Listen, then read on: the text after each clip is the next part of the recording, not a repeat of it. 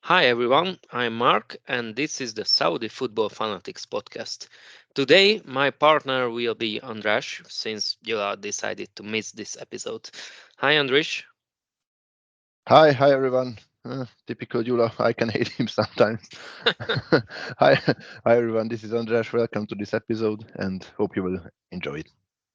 Our main topics today will be the Champions League performance of the Saudi teams, including the scenes from Isfahan before the postponed Ittihad match, and we will also summarize the last round of the Arsal. Shortly, we will talk about the World Cup tender as well. But first, Andris, we had some tips regarding the Jeddah Derby. How did we perform on this field? Oh yes, Mark, we did. Thanks for the question and for this not so much rewarding task to disclose our failed tips that have gone wrong. Yeah, Um, uh, maybe this is the reason why Jula missed this session. one of them at least. This I don't know, this task of ours was coming from one of our fans who asked us in Q&A style to make our predictions for the Jeddah Derby. Let's see how we went. Mark's guess was 2-1 to Ittihad, while Jula's guess was 3-2 to Ittihad. So both of these so-called experts predicted that Ittihad will keep all 3 points at home with a narrow margin. Contrary to these guys, I predicted a draw with 2 goals on both sides. So proud to announce that I was the closest to the reality, but I was wrong as well, as Achli won the Jeddah Derby with 1-0, but more about that later. Okay, thanks, Andris, and congratulations for this great performance. Thanks a lot. And before we start to analyze the Champions League matches, some thoughts and must knows regarding the competition itself. Andris? Yeah, just quickly about the qualification process. So the qualification process for teams that were not granted by automatic rights to enter the group stage of the Champions League. This qualification starts with a preliminary round, which is followed then by a playoff round. The playoff round is formed by teams that are either joining this phase of the qualification process already or by the teams which went forward from the preliminary round. Both the preliminary round and the playoff round were divided are divided between eastern and western regions so that the teams do not have to travel that much probably. Yeah, and after this qualification process, 10 groups are formed based on these regions, so 5 groups from the east and 5 from the west. At this point, the rules are kind of similar as in the UEFA Champions League. For each region, teams are seeded into 4 pots and drawn into the relevant positions within each group based on their association ranking and their seeding within their association in consideration of the technical balance between groups. Also, teams from the same association could not be drawn into the same group. For example, Al Hilal could not be in the same group as Al Ittihad. At the end of the group stage, all the first place teams advance into the round of 16, but from the runner ups, only the best 3 Eastern and the best 3 Western teams get the chance to prove themselves between the 16 best teams. From this point, a single elimination tournament starts until the finals, where the best Eastern and best Western team will face each other in 2 legs. In case of a draw, extra time and penalty shootout decides. So these are the basics of the tournament. And before I forget to mention, I would like to highlight the top scorer of the current tournament, which is none other than the Hungarian legend from Paks, Martin Adam. The Viking. Yeah, or maybe like a walrus. But okay, now let's start our highlight with last year's King Cup winner. Andris, could you please briefly summarize the Champions League performance of Feiha? Yeah. After a disappointing loss in the first group match, if you remember, against Ahal, Al Feiha grew up to the task and defeated its next opponent, Pakhtakor Football Club, which is a team of the capital of Uzbekistan, Tashkent.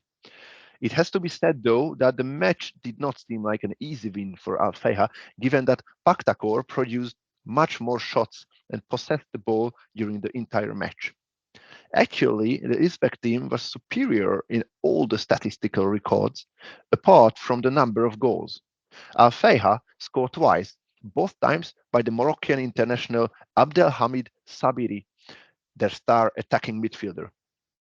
On the other hand, Paktakor was unable to score a single goal, despite the nice statistical records. So Al-Fayha gathered very important points, but the odds are still not in their favor. They will need the surprise win against Al Ain from the Emirates, especially because they have beaten Ahal, against whom Al Fayha was unable to gather a single point in the first round. Let's see. Obviously, Al Fayha had the lowest chance out of the four Saudi teams to reach the round of 16, but it would be nice if they could make it as well. But let's discuss about how the most successful team in the history of the continent performed. Mark? Thanks. So about Hilal. After Al Nassr, Hilal also defeated its Iranian opponent FC Nazaji Mazandaran and jumped to the first place of Group D with another 4 points team Navbahor. This match was mostly interesting because of the history of the two countries, about which we will talk a little bit later.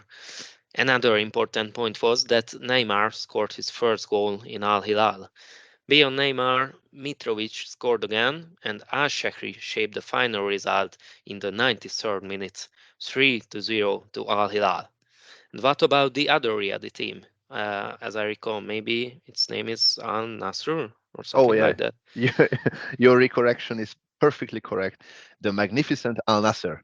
They faced Istiklal, their Tajik opponent, in the second round of the group stage at home ground in Riyadh. And just as in the first round against Persepolis, they had to suffer. Although dominance of Al Nasser was suffocating during the entire match, just to give a couple of supporting facts, looking at my sheet, and their ball possession was 81%, pass accuracy 91%, while Istiklal, on the contrary, failed to deliver almost every second passes of theirs. Al Nasser produced 27 shots compared to the 5 shots delivered by their Tajik opponent. But despite of this suffocating dominance, football proved again that statistics, clever statements, and analytics are very nice, but results are a totally different topic. Istiklal scored the first goal in the Al Avva Park, despite all these facts. I was furious, to be honest. We had to wait until the 66th minute when Cristiano Ronaldo dos Santos Aveiro equalized with style. Okay, I know that. Feel free to describe this stylish goal. Thank you very much. His first Champions League goal was a very beautiful one. He lifted the ball all over the goalkeeper into the top corner with very, very elegant footwork. After he conquered Europe, he started the conquest for Asia as well. Ronaldo's goal was shortly followed by Talisca's double, who is in truly superb form in the last weeks, proving from week to week how very much Al Nasser needs him. So Istiklal could not endure the match until the end, and Al Nasser won again comfortably. But they truly need to concentrate better, not to be put in a situation where they are in a goal behind, as against stronger teams, they may not be able to turn the match around. Nevertheless, they are topping their group now, and given that Persepolis has beaten their next opponent Al Duhail, we would be very surprised if this would not remain like this until the end of the group stage. Okay, but enough of my favorites, and let's move to the Tigers. Mark, what about Al-Ittihad? Thanks, Andrish. So, about the reigning champion, whose match was not even held due to a statue placed in the Naksh Jan Stadium, if I say it correctly, but I'm doubtful about that. Probably not. So, yeah. So, at least this is the reason everyone heard from the news. But to understand Ittihad's or possibly any Saudi's decision, we should speak a little bit about the background of the story. Let's say that Iran and the kingdom are still not in the best relationship and have played their matches on neutral territory since 2016, and Cristiano Ronaldo's Al Nassr were the first Saudi side to play in Iran this season when they beat Persepolis last month, as just mentioned by Andrish. Yeah, and then what should we know about the statue that triggered the chain of events, or let's say it better, the absence of them, as we are still talking about football? Uh, okay, good question. The concerning statue was of Iranian military commander Qasem Soleimani, who was killed near Baghdad airport in a United States drone strike in January 2020. Saudi Arabia designated Soleimani and other senior commanders of the Quds Force, the overseas operations arm of Iran's elite revolutionary guards, as terrorists in 2018. The Saudis held Soleimani responsible for Iran's regional activities and accused them of attacks on Gulf shipping, on Saudi oil installations, and of support for Houthi rebels in Yemen who have attacked Saudi cities. Although Iran denied all this. This season has seen the return of Saudi clubs to Iran for the first time since 2016, when a group of hardline Iranian military men called the Basij, part of the Islamic Revolutionary Guard Corps, attacked the Saudi embassy in Tehran.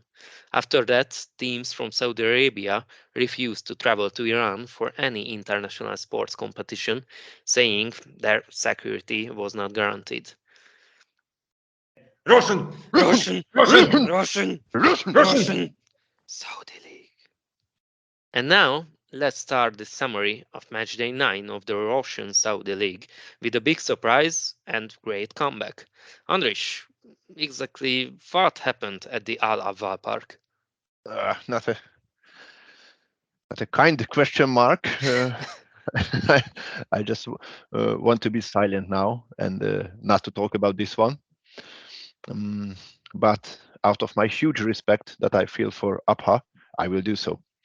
The match started how Al Nasser wanted it to start. Cristiano Ronaldo delivered a beautiful through pass to Brozovic with back heel. Brozovic centered to Otavio, who scored his first goal in a very calm manner. You really should watch out this goal on YouTube. It was an amazing combination, really the highest level of football. Still in the first half, then, Talisca increased the advantage of Al Nasser after a beautiful cross from Sadio Mane. Did I mention that Talisca is on fire? Yes, you mentioned it. Even if I did, it is not a sin to do it again. He truly, truly impresses. After this, Abha woke up and received a penalty after an unnecessary fault made by Otavio. Beguir converted this chance to a goal nicely. And then the match went on. Nasser kept the ball and tried hard with many shots to score the third goal, while Abha collected yellow cards. And Abha's defending efforts have been paid off, as in the injury time, ex-Lyon player Karl Toko Ekambi put an amazing screamer into the top right corner of Al Nasser's goal, shot from out of the box. If you listen to my advice, and you should, and watch the first Al Nasser goal, then please don't forget to watch this absolutely beautiful goal delivered by Toko Ekambi either. You will not regret it. Taking also its importance, for me, this is the most beautiful goal of the ninth round. It also has to be mentioned that Sultan Al Ghanam received an instant red card, absolutely unnecessary, at the end of the match. So Al Nasser has to solve his absence in the next match or matches on the right back position. But let's go to the next match. Mark, what happened in Nairan? So, Andrish, to be honest, nothing good from the viewpoint of Ogdut. After the 3-0 in the Champions League, Hilal tried to copy this result, this time without Neymar. The two teams never faced each other in the first division before, and since Ogdud is currently in the 14th position, this match promised to be easy for Hilal. And actually it was. The first goal was scored in the 10th minute by Delgado de Oliveira from the assist of Malcolm. This was followed by a crucial save from Bono after the header of the legend Xavier Godwin. Hmm. The first half was closed with two unclever faults of Ayami, by which Ogdud was down to 10 men for the whole second half. We had to wait, although, for the 72nd minute for the second goal of Hilal, when Mitrovic passed to Milinkovic-Savic, who confidently finished. Hopefully, the excellent form of the two Serbian internationals will not be held through the European qualifiers. At the end of the game, after the missed penalty of Al Dafshari, SMS had his brace as well, 3-0 for Hilal, and they still lead the league. Now, let's continue with the Jeddah Derby. Ah, the Jeddah Derby. Well, without question, the most awaited fixture of the ninth round. It is truly amazing what this football match means to the city of Jeddah. The King Abdullah Sports City Stadium was taken over by this unique atmosphere, which gives a one and only feeling for all those who are lucky enough to receive tickets for this beautiful sporting event. Both the home team supporters, which was Al-Ittihad in this case, and the Al Ahly fans brought drapes, drums, and flags, as well as sufficient amount of pyrotechnic to the match, and made sure that their teams know why they are there at that moment. It's basically impossible not to leave 100% of your stamina and abilities out on the green grass when you crawl back to the dressing rooms after the final whistle. I will be honest, one of my biggest dreams is to get a seat at least one time for this derby. Okay, but enough of this, as everyone knows how unique and important this derby is. Before the match, the odds were in the favor of Al Ittihad, not just because of their league position, but also because Karim Benzema returned from his injury. And accordingly, Al Ittihad dominated the match with much more ball possession, much more shots, passes, and corners. But again, this match was another example for the earlier mentioned difference between pure stats and the end results. And one of the star summer signings of Al Ahly, Cassier, scored the one and only goal in the match right in the first half with a beautifully executed volley with his left foot, which is his weaker foot. And despite his huge efforts made by Al Ittihad, Al Ahly successfully defended the small margin and grabbed all the 3 points from the derby. It has to be mentioned that Karim Benzema equalized in the second half, which was followed by a brutal sound explosion made by the fans of the Tigers, which could be heard probably in the entire kingdom. But then the VAR came and cancelled the goal because of an earlier fault made with a couple of seconds before the goal. What a present from the referee. Great decision. Unlike in the Premier League nowadays, we can say that. Yeah, yeah. And because of this, the joy of the Etihad fans quickly turned into huge disappointment, especially because no further goals were scored. So, despite the initial odds and even our predictions, Al Ahly came out as the winner from the derby. As regards our predictions, yeah, as is stated in the name of this podcast, we are just fans and we are not experts. But after this derby, hopefully the Saudi football has even more fans than before.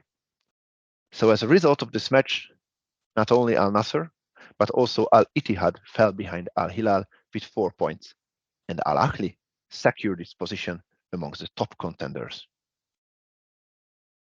And now, Ettifaq versus Fatah, which was one of the biggest surprises of the match day. Although Moussa Dembele had the chance to score his next goal in the league already in the first minutes, he missed his big chance. Anyway, Ettifaq dominated the first half, mainly on the left side by Demara Gray, but they remained goalless. The second half started with an offside goal from Dembele again, but nearly 10 minutes later he finally was able to score his usual goal from a beautiful header, 1-0 to Ettifaq. They continued to dominate the match, but they did not receive a penalty after a VAR decision, which may have caused a turnaround in the picture of the game. First, Zelarayan equalized from the assist of Patna in the 85th minute, and then Semedo decided the match in the 93rd minute. What a disappointment for the Ettifaq fans.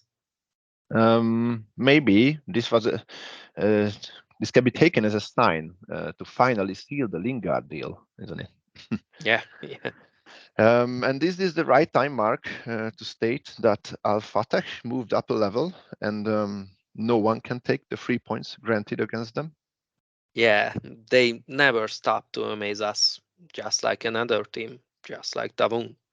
Yeah, and to continue then with Tavun, when we are talking about top contenders and their results and position on the table, we now have to remember not to forget about Al Tavun. Unlike some of their closest rivals, they did not cause any disappointment to their fans as they easily defeated Altai 3-0 and kept all 3 points at home ground in Buraida. As a result, they are second on the league table now with only 1 point behind Al Hilal. Let's see quickly what happened during the match. Early in the game, Al Tavoun already scored twice. First by Musa Barrow's long range shot. Who else? Yeah, he's truly on fire also. Followed by a header made by Joao Pedro after a cross from a corner. Both of these assists were delivered by star signing Alvaro Medran. And Medran did not finish with impressing the wonderful Al Tavoun fans. In the second half, he scored an absolute stunner from 2025, around 2025 meters. This goal is also amongst the top contenders for the title of the most beautiful goal in the round. I would only choose Toko Ekambi's shot after careful consideration because of the importance of that goal and this last minute nature. But otherwise, I cannot make a distinction. So yeah, watch this out as well. So Altavun continued with his dream season so far, and they do not seem like a team which intends to slow down. Mark, as far as I know, apart from the Jeddah Derby, we had another derby in the ninth round. Yeah. A real derby, the real Riyadh derby between Al Riyadh and Al Shabab. They only played 4 times against each other, so it's nearly a derby in the past 19 years. But all of these games were won by Shabab. Although Shabab seemed to be finding their form since the arrival of Carrasco, they were still in the bottom half of the table, only 1 point ahead of the newly promoted Al Riyadh, so the 3 points would have been extremely important for both teams. The first half started with the dominance of Shabab, but they were not able to score, even from the biggest chances, irrespective of the great performance of Carrasco. Then, from a quick counter-attack, Gray took the lead for the home team, 1-0 to Al Riyadh.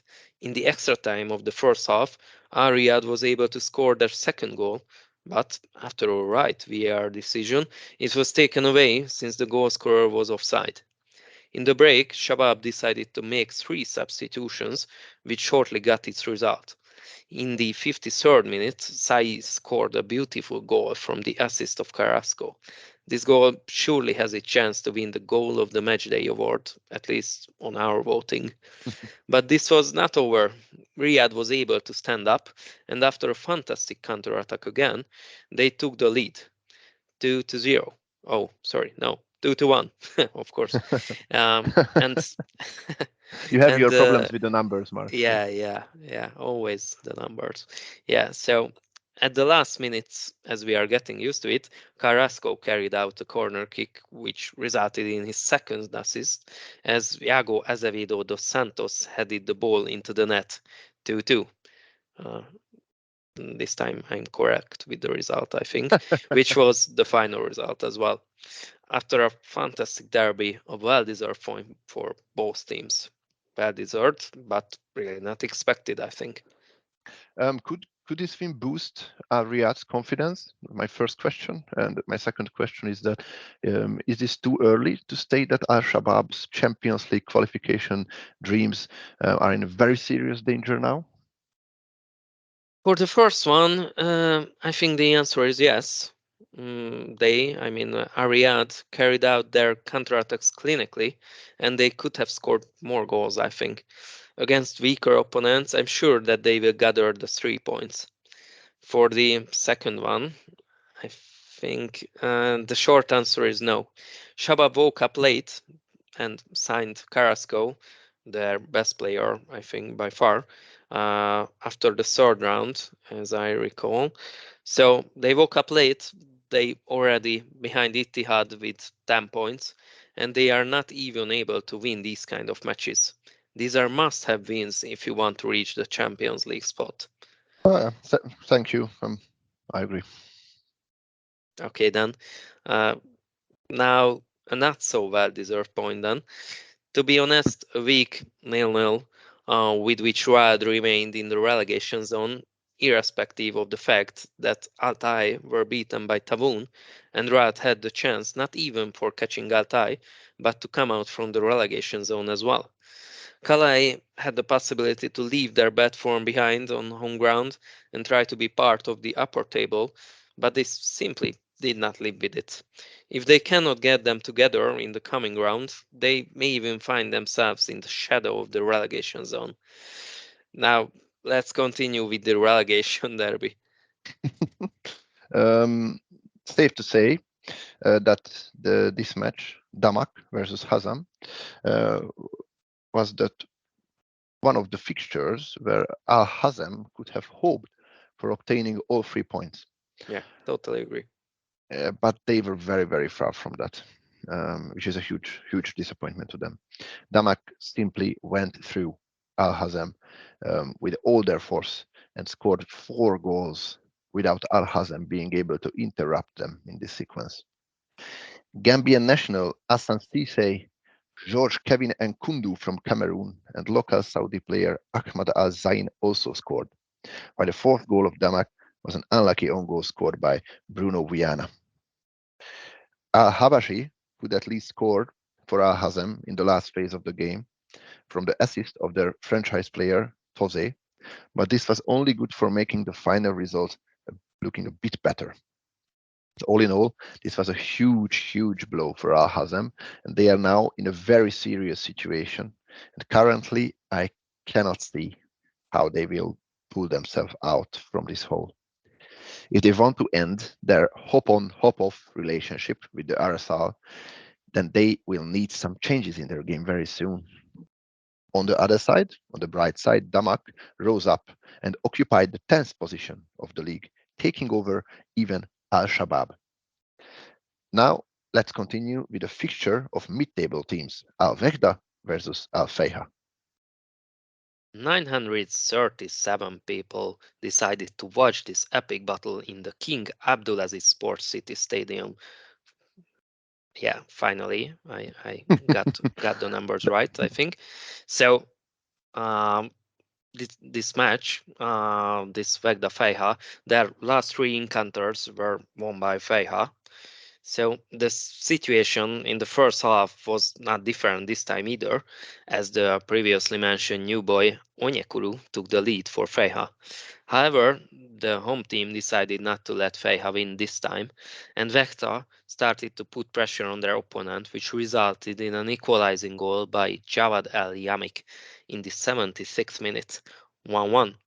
For this, Feiha was able to answer only by substitutions and yellow cards, but the result remained the same, and the two teams did not move from the middle of the table. Saudi Arabia plans to bid for the 2034 FIFA World Cup, aiming to become a leading global sports nation, according to its Minister of Sport. Well, hosting a World Cup in Saudi Arabia would mean everything to us. We are a football nation, and this is what dreams are made of for all the generations.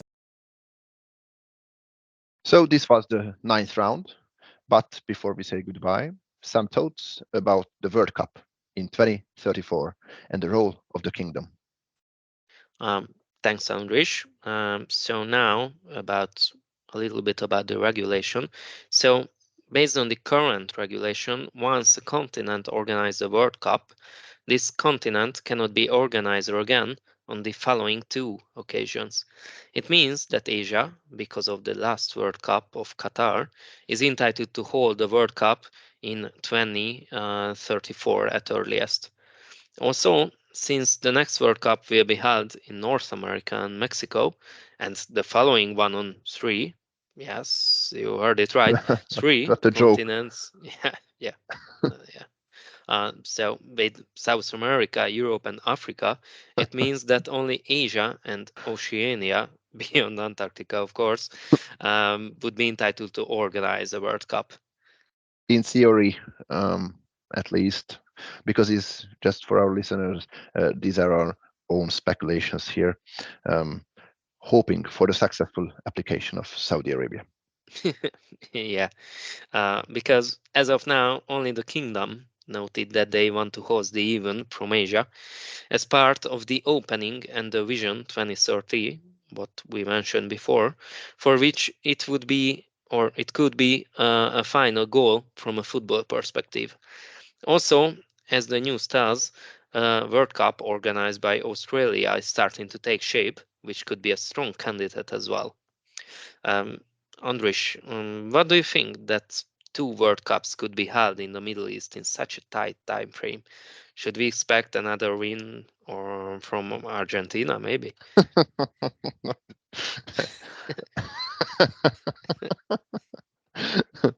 Now, I will answer this with an old Hungarian proverb, if you allow me, which says that Of course. which says that even a blind hen can find an eye. That is my short opinion on Argentina's success on the Qatari podium, if you want to know. but to continue with your more serious question as regards the application of Saudi Arabia for the 2034 World Cup, it for sure emphasizes the efforts of this region to occupy a special seat at the table of football. I myself certainly hope that Saudi application will go through and the kingdom will be rewarded with the chance to organize this event. Although the RSL is already among the best 10 leagues in the world, even the haters cannot deny this, but until 2034, the Saudi League can easily be amongst the top 3 leagues around the world. This can further enhance the chances that Saudi Arabia's bid to host the World Cup in 2034 succeeds. Yeah, totally agree, Andrish. So, if there is nothing more, and I assume there is nothing more, No. then this was all for the week. Next time, we will talk about the debut of Mancini as a Saudi national coach and the matches of the national team along match day 10. Until then, rate and follow us on Spotify, Instagram, and Facebook. See you soon.